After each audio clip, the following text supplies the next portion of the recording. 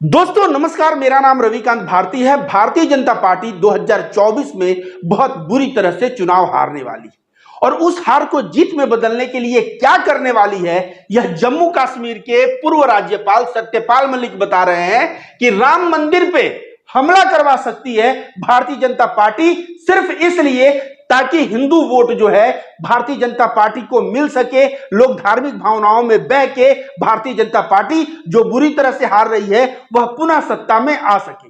या भारतीय जनता पार्टी के किसी बड़े नेता का कत्ल हो सकता है जिससे कि लोग सहानुभूति में वोट करें भारतीय जनता पार्टी को और वह 2024 में पुनः सत्ता में आ सकता है। यह मैं नहीं बोल रहा हूं, यह जम्मू और कश्मीर के पूर्व राज्यपाल जो एक संवैधानिक पद पर रह चुके हैं सत्यपाल मलिक ऐसे बयान दे रहे हैं। आप सोचिए दोस्तों इस बात की गंभीरता को। हो सकता है ज्ञान वापी मामला उछाला जाए 2024 में और काशी विश्वनाथ ज्ञान वापी का जो है लफड़ा, हो सकता है वहां कुछ हमला हो जाए और हमला होकर धार्मिक एंगल देके धर्म के नाम पे वोट से झोली भरने का कार्य किया जा सकता है, क्योंकि इस बात का इशारा जम्मू और कश्मीर के पूर्व राज्यपाल सत्यपाल मलिक बता चुके हैं। जरा इस वीडियो को देखिए।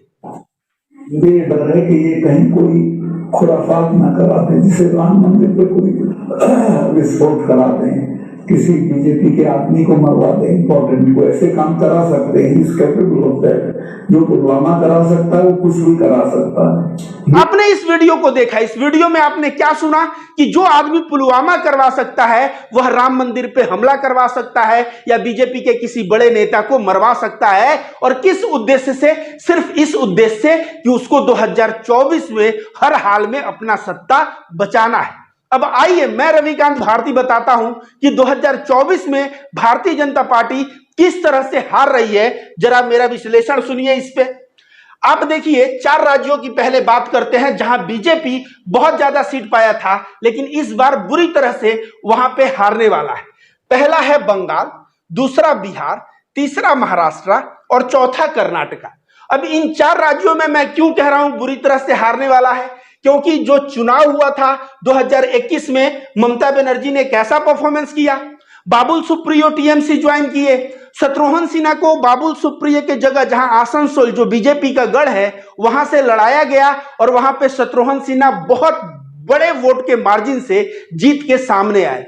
तो टीएमसी यहां पे बहुत मजबूत है और भारतीय जनता पार्टी को 42 में 18 सीट मिला था, यहां पे होने वाला है भारी नुकसान। दूसरा बिहार, बिहार में क्यों? क्योंकि बीजेपी और जदयू गठबंधन लड़ा था, लेकिन इस बार बिहार में बीजेपी और जदयू गठबंधन नहीं बल्कि जदयू और आरजेडी का गठबंधन लड़ेगा। तो कहीं ना कहीं बिहार में भी गठबंधन भारी रहा है। तो बिहार में भी 40 में 39 सीटें, सोचिए केवल 1 सीट कांग्रेस को मिला था और बाकी सारी सीटें बीजेपी और जदयू को मिला था। इस बार आप देख लीजिए 39 सीट, क्या आपको लगता है कि इस बार बिहार में अगर आज चुनाव हो जाए तो बीजेपी 39 सीट पे जीतेगा? 39 सीट तो जीतिए, 9 सीट बचाना मुश्किल हो जाएगा। बंगाल में मुझे लगता है 1 सीट पे जीत पाएंगे।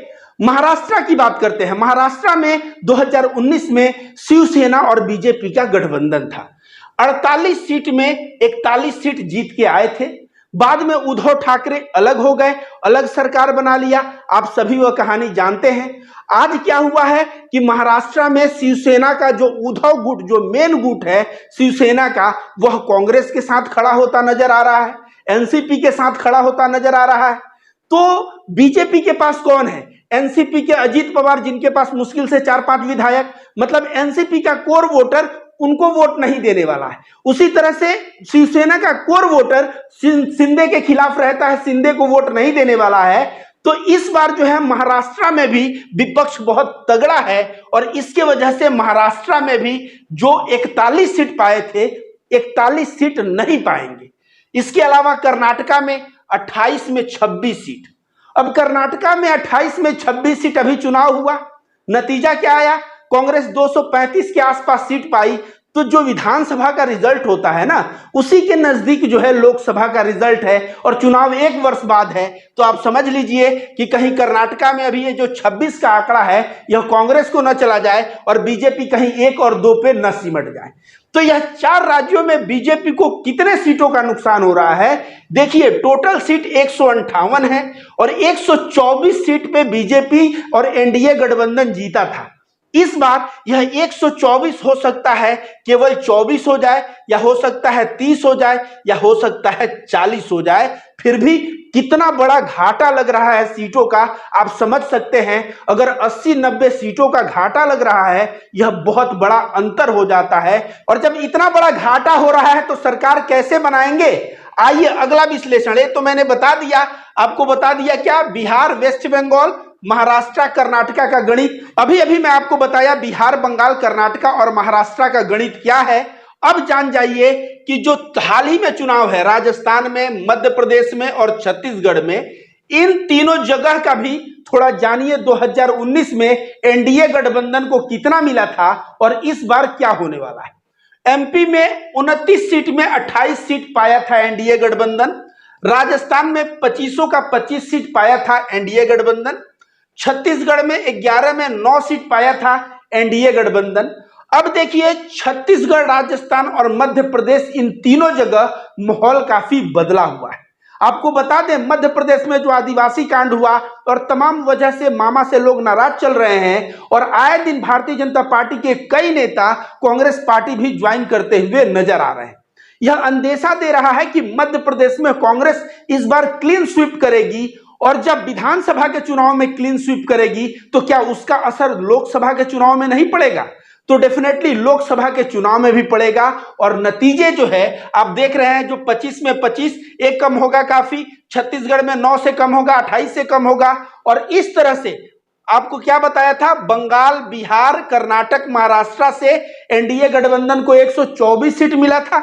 इन तीनों राज्यों से 62, तो कितना हो गया, टोटल 186 सीट जो है मिला था एनडीए गठबंधन को पिछले चुनाव में। लेकिन इस बार 186 के जगह अगर 50 सीट भी मिल जाए ना तो बहुत है। और 186 में से अगर आप 50 घटा देते हैं तो बचेगा कितना, 136 सीटों का। जब कोई पार्टी का नुकसान होगा तो आपको क्या लगता है, वह सत्ता में काबिज हो पाएगा? वह कभी काबिज नहीं हो पाएगा, उसके हाथ से सत्ता तो गई। और यह विश्लेषण आप भी अगर लॉजिक लगा के सोचेंगे तो आपको पता चल जाएगा कि सही में बीजेपी 2024 में सत्ता से बाहर हो रही है। अब कहा जाता है ना, मरता क्या नहीं करता। तो ईडी सीबीआई है ना, और ईडी सीबीआई का इस्तेमाल किसके ऊपर होगा? इंडिया गठबंधन के नेताओं के ऊपर होगा। और तब तक होगा जब तक वे नेता घुटने न टेक दे भारतीय जनता पार्टी के सामने, तब तक जो है ईडी परेशान करती रहेगी। अब जैसे ममता बनर्जी का देख लीजिए, इनका भतीजा जो है अभिषेक बनर्जी, और तमाम कई टीएमसी के नेताओं के ऊपर जो है ईडी का छापा पड़ता रहता है। नीतीश कुमार और लालू प्रसाद यादव, तो लालू प्रसाद यादव के बेटे तेजस्वी यादव के ऊपर कितना छापा पड़ रहा है आप सभी को पता होगा। इसके अलावा नीतीश कुमार के पार्टी के कई सांसद और विधायक के ऊपर ईडी का छापा पड़ रहा है, ताकि वे सांसद और विधायक घुटने टेक दे भारतीय जनता पार्टी ज्वाइन कर ले। और जिस तरह से महाराष्ट्र में 44 एमएलए टूट गए और किस तरह वहां खेला हो गया, ठीक उसी प्रकार बिहार में भी कोई खेला करना वे लोग चाहते हैं। लेकिन अरविंद केजरीवाल का भी देख लीजिए, किसको किसको अंदर किया है, मनीष सिसोदिया को अंदर किया और तमाम कई लोगों को अंदर किया। लेकिन ईडी से क्या लोग अब डर रहे हैं? सवाल यह है। बिल्कुल ही नहीं, ईडी का डर अब समाप्त हो गया है, सीबीआई का डर अब समाप्त हो गया है। क्यों समाप्त हो गया है? क्योंकि विपक्ष के नेता जानते हैं, अगर अभिषेक बनर्जी के ऊपर मान लीजिए ईडी का छापा पड़ रहा है, मान लीजिए कि अभिषेक बनर्जी के ऊपर छापा पड़ रहा है और अभिषेक बनर्जी भारतीय जनता पार्टी के सामने घुटने टेक दें और भारतीय जनता पार्टी की चटुकारिता करने लगे, ये संभव ही नहीं है। इसलिए संभव ही नहीं है क्योंकि अगर ये बीजेपी के साथ हो जाएंगे तो बंगाल की जनता जो वोट दे के सत्ता में लाई है वो आइंदा वोट नहीं देगी। तो कोई भी अपने पार्टी का मौत चाहेगा? अपने पार्टी का मौत कोई नहीं चाहेगा। इसलिए ईडी और सीबीआई से अब नेता लड़ने को तैयार है, जेल जाने को तैयार है। तमाम आम आदमी पार्टी के नेता जेल हैं, तमाम टीएमसी के नेता जेल हैं, तमाम आरजेडी और कई पार्टियों के नेता जेल जाने को तैयार हैं। लेकिन वह इंडिया गठबंधन को मजबूती में वह जेल जाएंगे, जान गंवा देंगे, लेकिन ऐसा कार्य नहीं करेंगे जो जनता के साथ धोखा हो। आज ये अभिषेक बनर्जी जेल चला जाता है मान लीजिए, तो इसका जो बलिदान है ना, इनका बलिदान याद रखा जाएगा और बंगाल की जनता और जबरदस्त वोट करके इनको जिताएगी। ठीक उसी प्रकार नीतीश कुमार जी हो गए या लालू प्रसाद यादव के बेटे तेजस्वी यादव हो गए, ये लोग भी जेल जाएंगे, संघर्ष करेंगे, लड़ेंगे, लेकिन अपने पार्टी को कुर्बान नहीं करेंगे, बल्कि अपने पार्टी के लिए कुर्बानी देंगे। तो अंतिम विकल्प क्या बच गया? अंतिम विकल्प वही बच गया जो जम्मू और कश्मीर का पूर्व राज्यपाल सत्यपाल मलिक अपने वीडियो में कहता हुआ नजर आ रहे हैं। वो कह रहे हैं हो सकता है राम मंदिर पे विस्फोट हो जाए, हो सकता है बीजेपी के किसी बड़े नेता को मरवा दिया जाए। तो ये जो है अंतिम जो है कड़ी यही है, क्योंकि तुम लोग इंडिया गठबंधन किए हो, ईडी के सामने नहीं झुक रहे हो, मत झुको, लेकिन हम कुछ ऐसा कर जाएंगे कि जनता सारा हमारे तरफ आ जाएगा और तुम लोग गठबंधन लेके घूमना। उसके लिए करना क्या पड़ेगा? उसके लिए वही करना पड़ेगा जो जम्मू और कश्मीर के पूर्व राज्यपाल सत्यपाल मलिक कहते हुए नजर आ रहे हैं। दोस्तों, इस बात को हल्के में लेने की जरूरत नहीं है। और यह बात अगर मैं रविकांत भारती बोलता तो होता कि भाई ये ओछी बात है, गलत बात है, इस तरह की बातें नहीं हो सकती है। यह मेरे जैसा कोई आम इंसान नहीं बोल रहा है, बल्कि जो व्यक्ति संवैधानिक पद पे बैठा था काफी दिनों तक, जो पूर्व राज्यपाल रहा है जम्मू और कश्मीर का, जिसका नाम सत्यपाल मलिक है, यह बात वह व्यक्ति कहता हुआ नजर आ रहा है। तो इसकी गंभीरता को समझना चाहिए। और जो है भारत देश जो है ना, बिहेवियर को बर्दाश्त कर सकता है, लेकिन इस तरह के नीच हरकत करके अगर कोई राजनीतिक दल सोचे कि मैं चुनाव जीत जाऊंगा, चाहे वो बीजेपी हो, चाहे वो कांग्रेस हो, चाहे कोई भी अन्य दल हो, इस तरह का हरकत करने से चुनाव जीतना तो दूर की बात है, बल्कि इतिहास जब लिखा जाएगा तो किन अक्षरों में नाम लिखा जाएगा वह भगवान ही जानता है।